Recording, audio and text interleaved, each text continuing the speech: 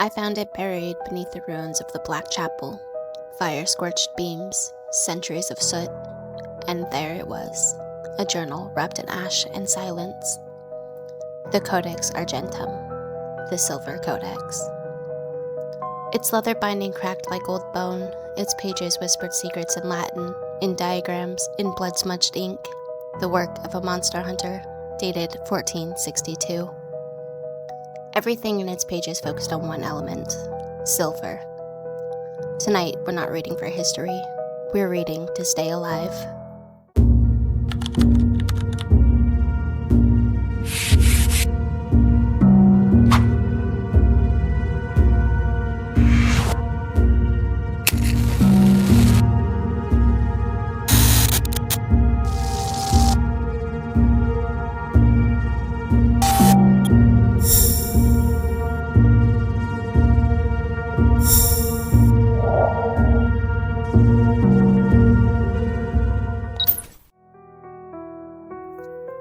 Silver is the blood of the moon, fallen to earth to protect the soul.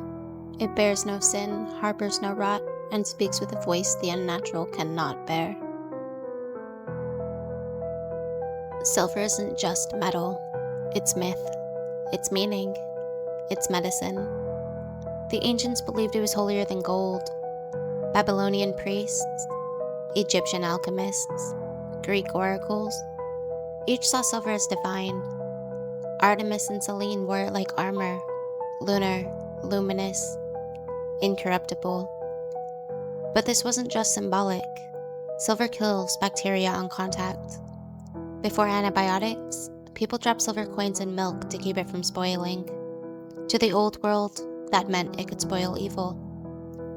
Silver was seen as immune to rot, and that made it a weapon against plague, possession, and predators that didn't bleed red. Creatures of darkness abhor silver, not for the shine, but for the truth it reveals. The Codex lists dozens of beings undone by silver. Some names you'll know, others you won't want to. Werewolves. From the loup-garou of France to the German werewolf, silver was the only cure. Not the bite, not the fire. The moon's metal alone ended the curse. Vampires. In Eastern Europe, silver crucifixes, mirrors, even arrowheads were favored over wooden stakes. Witches. In Puritan tales, silver coins warded off hexes and broke ritual circles. Demons and fae. Irish lore warns of She fearing silver bells, and Balkan villagers nailed coffins shut with silver to trap restless dead. Why silver? Because it reflects truth, because it resists decay, because monsters thrive on illusion, and silver shows them who they really are. Silver resonates with the soul and the stars. The alchemist does not merely craft a weapon, he tempers his will into a blade of light. To alchemists, silver wasn't just physical, it was philosophical. It was the element of Luna, feminine, mysterious, reflective. It stood for intuition, shadow work, secrets whispered by the night. The Codex describes lunar rituals as quenching silver in salt water under a full moon, carving protective glyphs in Latin or Enochian, channeling intent into the alloy, turning it from metal into meaning. Modern minds call this psychological warfare. You're not just holding a weapon, you're holding a symbol, something older, deeper, and perhaps more dangerous to those bound by belief. Is it magic? Maybe not. But if it feels like it, well, sometimes that's enough. Steel cuts flesh, silver cuts the soul. Choose your weapons accordingly. The Codex Argentum outlines an arsenal forged by the mysterious Argent Order, a group of early hunters who understood that silver wasn't for brute combat. It was for confrontation against evil, against illusion, against the things that hide behind human skin. Their tools weren't grand, but they were deliberate. Short blades with silver inlays, small, fast, consecrated. Arrowheads soaked in salt brine and lunar oil. Cruciform stakes, compact, concealable, designed to end a ritual before it began. Silver shot for early firearms. Rudimentary, but deadly if you hit the right place. But silver has limits. Pure silver, too soft. It bends. It dulls. The Order likely used silver alloyed steel or plated their edges, just enough purity to sting what isn't supposed to exist. When all else fails, let silver sing. Let it shine in the dark, for where it glints, evil flinches.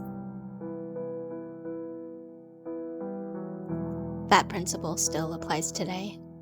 If you're building a modern monster hunting kit, here's the breakdown.